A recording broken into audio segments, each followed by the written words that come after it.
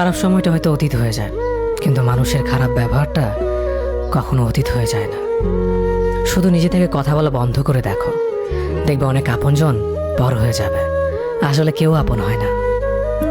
যারা তোমার ক্ষতি চায় তাদের আঘাত করবে না, তাদের সামনে একটু হাসি মুখে বাঁচবে। দেখবে তুমি আঘাত করলে যা কষ্ট পেত, ওরা তার থেকেও বেশি কষ্ট পাবে। যত মিশবে ততই মানুষ চিনবে, অভিনয় যে কত প্রকার হয় তা বুঝতে পারবে। সবাইকে তোমার সত্যতা জানানোর দরকার নেই, যে যা ভাবে তা নিয়ে সমালোচনা করতে দাও। বেঈমান মানুষগুলো কখনো অপরিচিত মানুষ হয় না, খুব কাছের মানুষগুলোই বেঈমান হয়।